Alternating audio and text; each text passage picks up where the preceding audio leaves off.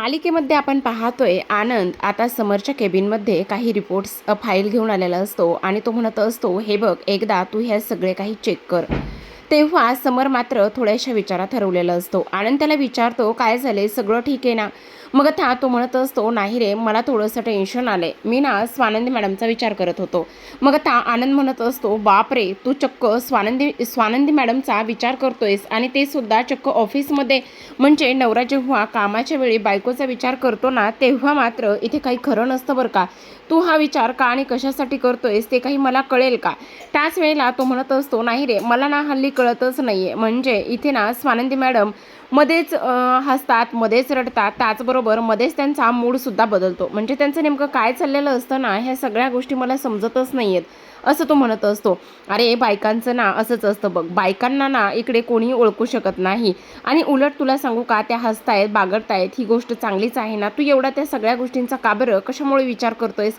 नाही रे, पण तरीसुद्धा मला ना थोडंसं इथे टेन्शनच येत आहे, असं सुद्धा तो बोलत असतो. हे बघ, तू ह्या सगळ्या गोष्टींचा नको विचार करूस. आणि तेव्हा मी काय म्हणतो ऐक ना, हे बघ, तू आता थोडासा तरी स्वानंदी मॅडमला वेळ देत जा ना. आणि तू त्यांना वेळच देत नाही आहेस. तेव्हा तो म्हणत असतो, नाही तसं काही नाही आहे, पण मला असं का वाटतंय की इकडे तू आज त्या खुश असतील, कारण इकडे जी किमया आली होती ना, ती किमया गेल्यामुळे कदाचित खुश असतील म्हणून. नाही रे, स्वानंदी मॅडम तशा नाही आहेत. खरं तर मला त्यांचं ना फार कौतुक वाटतं की त्या तशा नाही आहेत म्हणून.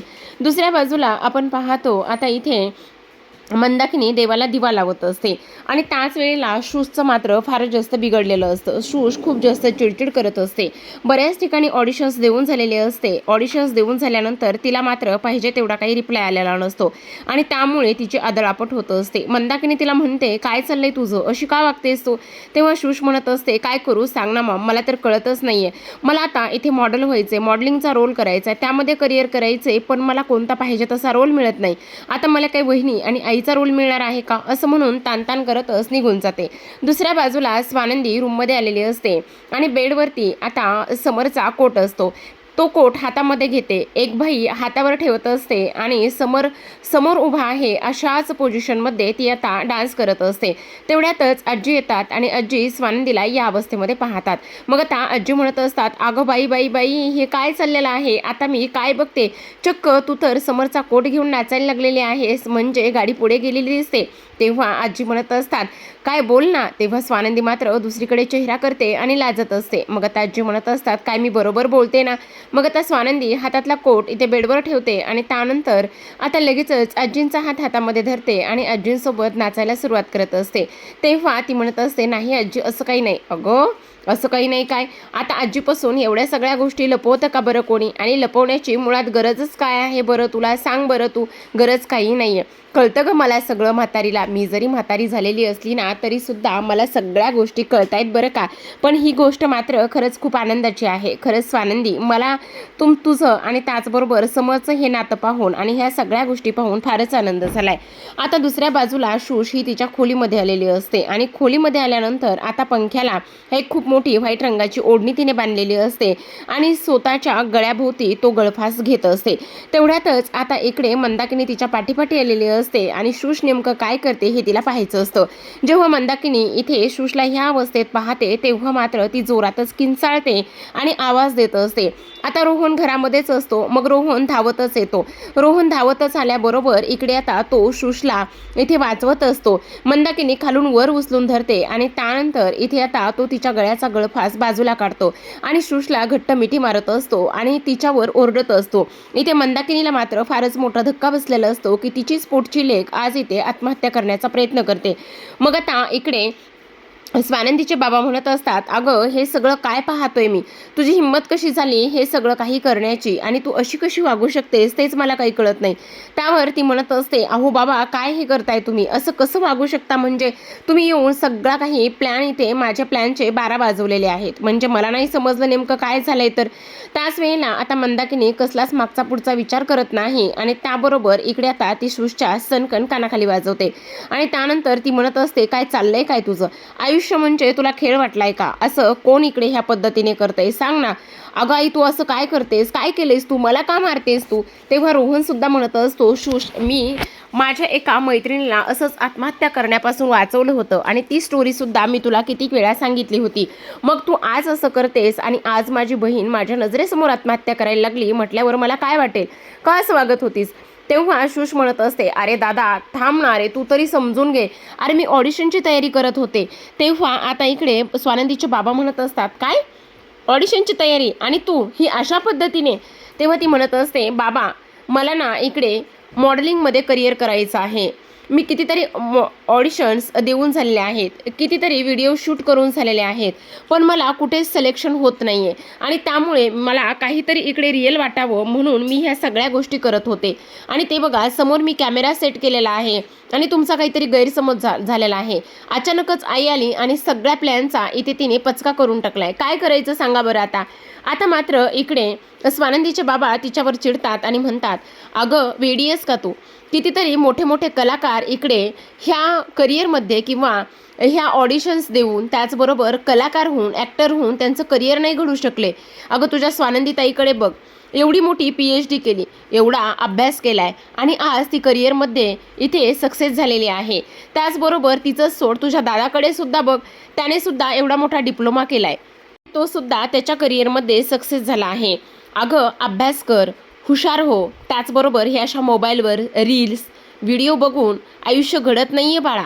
अगं गड किल्ले त्याचबरोबर बाहेरचं वातावरण यामुळे तुमच्या मनाला एक डिटॉक्स मिळेल, ते तू एन्जॉय कर. आणि हे असं ऑडिशन्स देऊन व्हिडिओ बनवून स्वतःचं करिअर वाया घालू नकोस. हे बघ बाळा, आत्ता तुझं वय गेलेलं नाही आहे आणि तू एवढी दिसायला सुंदर आहेस, हुशार आहेस. मग करिअर कशात करायचं आणि कशात नाही ह्या गोष्टी आईवडिलांनी सांगायच्या असतात, तर त्या मुलांनी ऐकायच्या असतात. ही सुद्धा गोष्ट तेवढीच जास्त महत्त्वाची आहे की नाही? असं म्हणून स्वानंदीचे बाबा तिला जवळ घेतात आणि समजवतात. दुसऱ्या बाजूला स्वानंदी आणि त्याचबरोबर चिंगी ह्या दोघी जणी किचनमध्ये असतात. ऑलमोस्ट सगळा स्वयंपाक झालेला असतो. स्वानंदी म्हणत असते, बहुतेक ना आज पावसाचं वातावरण झालंय, तेव्हा आता हे सॅलड बनवून झालं ना तर सगळं काही होऊन जाईल असा ती विचार करते. तेव्हा चिंगी म्हणत असते, काय हो ताई, मला एक गोष्ट सांगा, तुम्हाला पहिला पाऊस आवडतो का? तेव्हा स्वानंदी आणि समरची पहिल्या पावसातली भेट तिला आठवते आणि एका क्षणासाठी ती त्यामध्येच हरवून जाते. पुन्हा चिंगी तिला विचारते की काय झालं सांगा ना, तुम्हाला पहिला पाऊस आवडतो का? मी तुम्हाला काहीतरी विचारलंय ना. मग आता स्वानंदी म्हणत असते, हो आवडतो ना. तेव्हा चिंगी म्हणत असते, आता सगळं काही बनवून झालंय, फक्त अंशुमन सरांची स्मूदी बनवायची आहे आणि त्यांना कशी हवी ना ती मला माहिती आहे स्मूदी, मी त्यांची परफेक्ट स्मूदी बनवून देईल. तेव्हा स्वानंदी म्हणते, तुला कशी काय माहिती गं त्यांना कशी स्मूदी आवडती म्हणून? तेव्हा ती म्हणत असते, नाही नाही त्याचं काय झालं ना, मी जेव्हा इथे कामाला आली ना त्यावेळेस मी त्यांच्याकडून काय सगळ्यांकडूनच त्यांच्या आवडीनिवडी आणि कोणाला काय आवडतं ना हे सगळं काही लिहून घेतलं होतं, बस एवढंच. आता स्वानंदी म्हणत असते, हे बघ तुला एवढं सगळं काही कोणाच्या पुढं करण्याची काहीच गरज नाही आहे. आणि तुला आणखी एक गोष्ट सांगू का, इकडे अंशुमनपासून 2 हात लांबच राहायचं, कळलं का? आणि त्यांचं करायला त्यांची सवय आहे आणि ह्या इतर गोष्टीमध्ये वेळ वाया घालवण्यापेक्षा थोडंसं अभ्यासाकडे सुद्धा लक्ष दे, कळलं का तुला? तेव्हा चिंगी म्हणत असते, हो. मग आता ती म्हणत असते, ऐका ना वहिनी, पाऊस पडायला चाललेला आहे, चला ना प्लीज आपण पावसामध्ये भिजायला जाऊयात. दुसऱ्या बाजूला आपण पाहतो आता इकडे ह्या दोघांनाही म्हणजे समर आणि त्याचबरोबर आनंद ह्या दोघांनाही खूप इम्पॉर्टंट मीटिंग असते. मग आता ते मीटिंगची तयारी करत असतात आणि बाहेर निघालेले असतात. तेवढ्यातच तिथे निकिता येते. आता निकिता आल्याबरोबर इकडे तिने बऱ्याचदा आनंदला कॉल केलेला असतो, पण आनंदने मात्र फोन उचललेला नसतो आणि त्यामुळे लगेच निकिताची चिडचिड होते आणि ती म्हणत असते, काय रे आनंद, मी तुला किती वेळा फोन केलेला आहे, तुझी हिंमत कशी झाली माझा फोन न उचलण्याची? आणि त्याचबरोबर आत्ताच्या आता घरी चालायचं आहेस. तेव्हा तो म्हणत असतो, अगं असं काय करतेस, आत्ता आणि घरी या वेळेला नाही येऊ शकत आहे, मला मीटिंग आहे. तेव्हा ती म्हणत असते, नाही येऊ शकत आहे म्हणजे तुझी हिंमत कशी झाली मला नाही म्हणण्याची? आणि आज इथे पहिला पाऊस आहे, मग पहिला पाऊस असल्या कारणाने आपल्याला तो पहिला पाऊस एन्जॉय करायचा आहे, त्यामुळे मी तुला सांगते की माझ्याबरोबर तू येणार आहेस. तेव्हा आता इकडे समर म्हणत असतो, बरं ऐक ना, तू आणि निकिता मस्त पहिला पाऊस एन्जॉय करा, मी तिथे माझी मीटिंग अटेंड करतो आणि थोडासा वेळ मिळाला तर इकडे तू मला मदत कर. मग आता निकिता म्हणत असते, ए गप्प बस, तुझी मीटिंग घरी जाऊन कर आणि जा ना त्या बायको बरोबर. तेव्हा तो म्हणत असतो, अगं असं काय करतेस, मीटिंग इम्पॉर्टंट आहे आणि पाऊस येणारच आहे, तर मग मस्त गरमागरम कांदा भजीचा सुद्धा बेत होऊन जाईल ना. मग आता निकिता म्हणत असते, ए कांदा भजी बनवायचीत ना, जा ना मग तिकडे बायकोच्या हातची मस्त गरमागरम कांदा भजी तिला बनवायला सांग ना, ती बनवेल ना. आणि जा ना जरा घरी, पहिला पाऊस तिच्यासोबत सुद्धा जरा एन्जॉय कर ना. इकडे माझ्याबरोबर कशाला येतोयस? आणि मला माझ्या नवऱ्यासोबत वेळ घालवायचा आहे, मला माझ्या नवऱ्याला इथे घरी घेऊन जायचं आहे. चल म्हणते ना आनंद तुला. आता आनंदचं मात्र कोणापुढे काहीच चलत नसतं. आनंद बिचारा आपला इकडे समरला म्हणत असतो, अरे समर काय करायचं? मग आता समर म्हणत असतो, बापरे बघ बाबा तुझं काय करायचंय ते, माझा मी एकदाचा जातो घरी. असं म्हटल्याबरोबर लगेचच आता इकडे आपण पाहतो की दुसऱ्या बाजूला इकडे शुशला समजवण्यासाठी मंदाकिनी पुन्हा तिच्या खोलीमध्ये येते आणि ती म्हणत असते, अगं आई तुम्हाला माझं कळत कसं नाही आहे? अगं मला माझं करिअर करायचं आहे त्या सगळ्या गोष्टीमध्ये, तुम्ही मला समजूनच घेत नाही येतं. मी एवढे दिवस झाले एवढी प्रॅक्टिस करते, एवढ्या सगळ्या गोष्टी करते, मग तुम्हाला समजत कसं नाही आहे? त्याच वेळेला आता इकडे मंदाकिनी म्हणत असते, अगं वेडी आहेस का तू शूस? हे बघ असं आत्महत्या वगैरे कोण करतं? अगं तुला जर करिअर करायचं आहे ना, मला सुद्धा करिअर करायचं होतं. साधी शिंक जरी आली ना तर माझा पेपरमध्ये फोटो छापून येईल असं इतकं मला मॉडेलिंगमध्ये करिअर करायचं होतं. पण झालं का तसलं काहीही झालं नाही. त्यासाठी तुला सांगू, मोठमोठ्या लोकांच्या ओळखी लागतात, त्याचबरोबर बँक बॅलन्स लागतो, सपोर्ट लागतो, ह्या सगळ्या गोष्टी लागतात ना. मग त्या लगेच शुश म्हणत असते, आई ऐक ना, आधी ना मला मदत करेल का गं? म्हणजे बघ ना, ती एवढ्या मोठ्या घरची श्रीमंत आहे आणि तिने जर 1-2 ठिकाणी माझ्यासाठी शब्द टाकले तर? तेव्हा आता मंदाकिनी म्हणत असते, ठीक आहे मग एक काम कर, बघ तिला फोन करून काय म्हणते तर.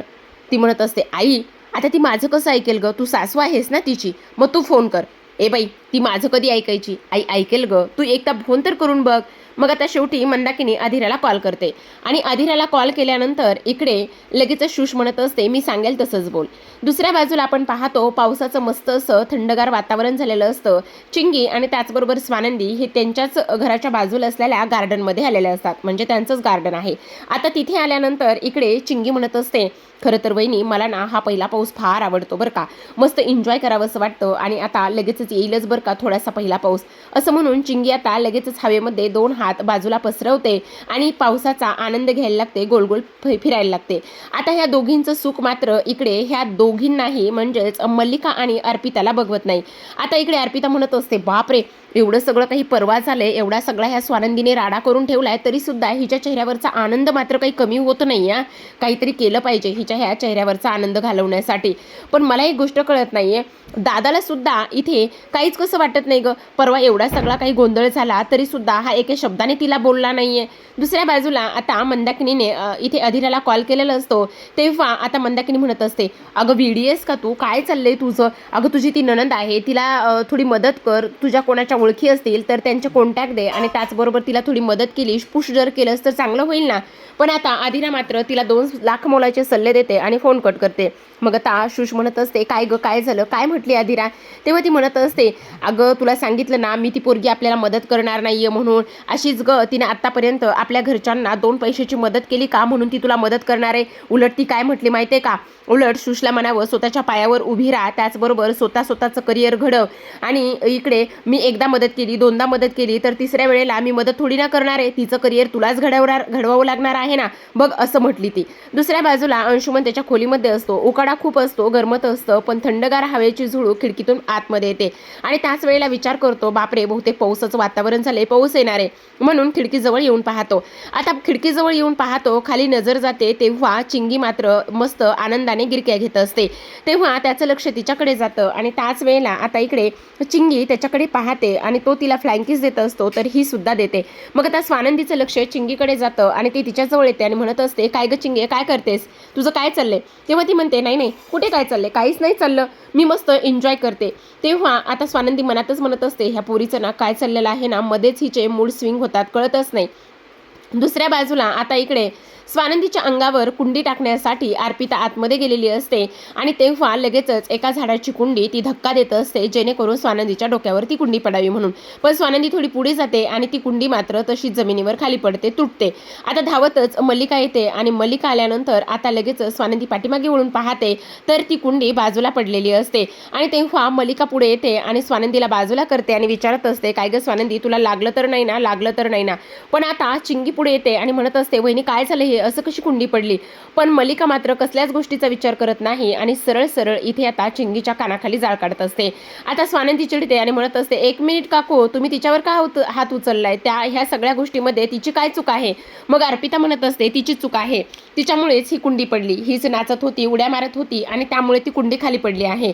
त्यावर स्वानंदी म्हणत असते, नाही 1 मिनिट, अंशुमन सारखी तुम्हाला सुद्धा नोकरावर हात उचलायची उगारायची सवय लागली आहे. तेव्हा अर्पिता म्हणत असते, हिला ना अवकातीपेक्षा जास्त मिळते ना म्हणून ही अशी करते. स्वानंदी, तिचे अजिबातच जास्त लाड करू नकोस, असं सुद्धा स्पष्टपणे ती बोलत असते. आता मल्लिका म्हणत असते, स्वानंदी, तुला जर काही झालं असतं तर समरला काय उत्तर द्यायचं होतं? आणि बघ ना, कुंडी तुझ्या डोक्यात पडली असती तर मग काय करायचं होतं? आणि तू ना तिचे एवढे अजिबातच लाड करू नकोस. तेव्हा स्वानंदी म्हणत असते, 1 मिनिट काकू, मला काहीही झालेलं नाहीये. पण आता स्वानंदी विचार करत असते, नेमकं मल्लिकाने इथे आता चिंगीला मारलं, पण चिंगीची ह्या सगळ्या गोष्टीमध्ये काहीच चूक नव्हती. तर पाहत राहा विण दोघातली ही तुटेना. भेटूयात उद्याच्या भागात. तोपर्यंत